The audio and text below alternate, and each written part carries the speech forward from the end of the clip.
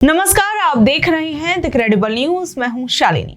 दोस्तों, याद कीजिए 2021 और 2023 का वो दौर जब टीवी चैनल्स पर दिन रात एक ही नाम गूंज रहा था। न्यूज स्टूडियो में बैठकर एंकर्स गला फाड़ फाड़ कर चिल्ला रहे थे। दर्शकों को बताया जा रहा था कि एक बहुत बड़ा देशद्रोही पकड़ लिया गया है। कोई कह रहा था चीन से पैसा आया है, तो कोई चिल्ला रहा था कि देश के खिलाफ एक बड़ी साजिश का खुलासा हो गया है। माहौल ऐसा बना दिया गया मानो देश की सुरक्षा पर कोई बहुत बड़ा हमला हुआ था और उसका खुलासा हो गया है। मैं बात कर रही हूँ न्यूज पोर्टल न्यूज क्लिक की और उसके 70 साल से ज्यादा उम्र के एडिटर प्रवीर पुरकायस्थ की, जिन्हें लेकर हाई कोर्ट से अभी एक बड़ा फैसला सामने आया है। आप लोगों को याद होगा कि उन्हें गिरफ्तार किया गया था। न्यूज क्लिक पर ईडी के छापे पड़े थे। उस वक्त ऐसा माहौल बनाया गया मानो देश की सुरक्षा को सबसे बड़ा खतरा किसी सीमा पर नहीं बल्कि दिल्ली के एक छोटे से मीडिया दफ्तर से है। ईडी ने छापे मारे, ईओडब्ल्यू ने फाइलें पलटी और तो और वहां काम करने वाले छोटे मोटे पत्रकारों और इंटर्न्स तक को डराया गया, जैसे उन्होंने बहुत बड़ा इंटरनेशनल क्राइम कर दिया है। प्रवीर पुरकायस्थ को करीबन 7 महीने जेल की सलाखों के पीछे गुजारने पड़े। लेकिन हम सब जानते हैं कि झूठ के गुब्बारे की उम्र बहुत छोटी होती है, चाहे उसमें हवा कितनी भी ताकतवर एजेंसियों ने क्यों ना भरी हो। दिल्ली हाई कोर्ट ने उस झूठ के गुब्बारे पर ऐसा पिन मारा कि उस पूरे नैरेटिव की हवा फुस हो गई है। अदालत ने पुलिस की एफआईआर और ईडी के मनी लॉन्ड्रिंग वाले पूरे केस की धज्जियां उड़ाते हुए उसे पूरी तरीके से खारिज कर दिया है, रद्द कर दिया है। सालों की जांच, सैकड़ों छापे और तमाशे के बाद एजेंसियों के हाथ खाली रह गए हैं। कोई सबूत नहीं, कोई अपराध नहीं। साल 2020 में सरकार की शिकायत पर दिल्ली पुलिस ने एक एफआईआर दर्ज की। उनका कहना था कि न्यूज क्लिक ने अमेरिका की एक कंपनी से करीबन 9 करोड़ 59 लाख रुपए विदेशी फंडिंग के रूप में लिए हैं। पुलिस का आरोप था कि न्यूज क्लिक ने अपने शेयर्स की कीमत भी बहुत ज्यादा बढ़ाकर दिखाई और विदेशी पैसा हासिल किया, फिर उस पैसे को सैलरी और दूसरी चीजों में खर्च करके निकाल लिया। इसी पुलिस केस के आधार पर ईडी ने भी एंट्री मारी और मनी लॉन्ड्रिंग का केस दर्ज कर लिया। इसके बाद फरवरी 2021 में न्यूज क्लिक के दफ्तरों और उनके एडिटर्स के घरों पर छापे मारे गए। अब जब ये मामला दिल्ली हाई कोर्ट पहुंचा और जस्टिस नीना बंसल कृष्णा के पास ये मामला पहुंचा, तो उन्होंने बहुत कुछ देखा। कोर्ट ने पूरी जांच पड़तालों को ध्यान से देखा और 3 बड़ी बातें कही जिसने सरकारी एजेंसियों के दावे की हवा निकाल दी। कोर्ट ने देखा कि अमेरिकी कंपनी और न्यूज क्लिक के बीच 2018 में समझौता हुआ। उस समय भारत के नियमों के मुताबिक डिजिटल मीडिया में विदेश से पैसा मंगाने पर कोई पाबंदी या लिमिट नहीं थी, इसलिए वो पैसा पूरी तरीके से कानूनी था। कोर्ट ने कहा कि शेयरों की कीमत तय करने का एक इंटरनेशनल तरीका होता है जिसे दोनों कंपनियों ने आपस में सोच समझकर माना था और ये एक बिजनेस का फैसला था, कोई अपराध नहीं था। भारत के सबसे बड़े बैंक यानी रिजर्व बैंक ऑफ इंडिया ने भी ये साफ कहा कि ये पैसा बिल्कुल सही रास्ते से आया था और इसमें किसी भी तरीके से किसी नियम का उल्लंघन नहीं हुआ था। इस बीच अदालत ने एक और मजेदार बात कही और जरूरी सवाल पूछा। कोर्ट ने कहा कि अगर कोई धोखाधड़ी हुई है, कोई चीटिंग हुई है, तो पीड़ित कौन है? ये तो आप बताओ। जिस अमेरिकी कंपनी ने न्यूज क्लिक को पैसे दिए उसने तो कभी शिकायत नहीं की कि हमारे साथ धोखा हुआ है और या हमें नुकसान हुआ है। जब पैसे देने वाला खुश है तो फिर केस कैसा?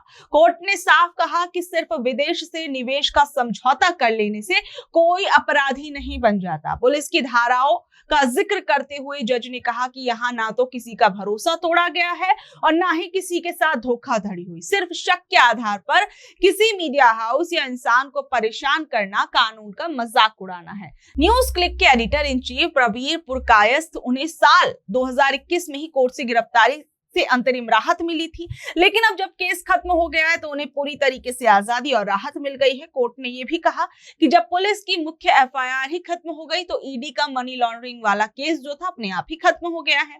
न्यूज क्लिक ने इस फैसले को न्याय की जीत बताया। हालांकि जांच एजेंसियां इस फैसले के खिलाफ बड़ी अदालत में जा सकती हैं, लेकिन फिलहाल के लिए कोर्ट ने साफ कर दिया कि बिना सबूत के किसी को फंसाया नहीं जा सकता और ये फैसला देश में मीडिया की आजादी और सही तरीके से काम करने के अधिकार के लिए बहुत बड़ा माना जा रहा है। आप समझ सकते हैं कि किस तरीके से आज के दौर में कितने मीडिया संस्थानों का काम करना दूभर हो गया है और ऐसे में न्यूज क्लिक को लेकर जो ये फैसला आया है, ये अपने आप में बेहद जरूरी और इम्पोर्टेंट है। आप देखिए कि आज क्या माहौल है। सालों साल तक कैसे लोगों को बिना किसी अपराध के जेल में रखा जाता है। अभी आपको मैं कश्मीर का एक मामला बताती हूँ। कश्मीर के अंदर एक बहुत जाने माने आदमी है खुर्रम परवेज।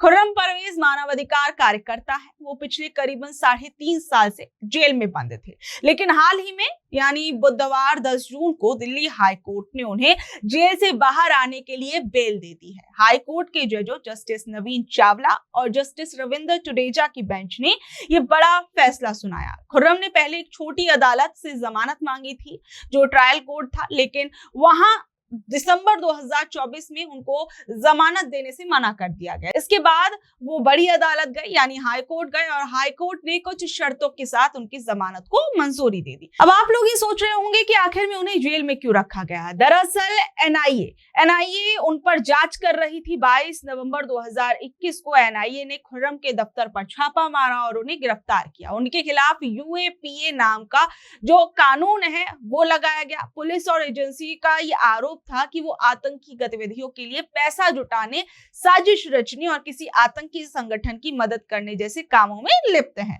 जब उन्हें गिरफ्तार किया गया था तब दुनिया की बड़ी संस्था यूएन और कई इंटरनेशनल संगठनों ने इस पर चिंता जताई। खुर्रम परवेज की जिंदगी में ये पहली मुश्किल नहीं थी। उनके साथ पहले भी कई बार ऐसी और भी घटनाएं हो चुकी थी, लेकिन इस बार मामला यूएपीए का था, उनके अपने देश में।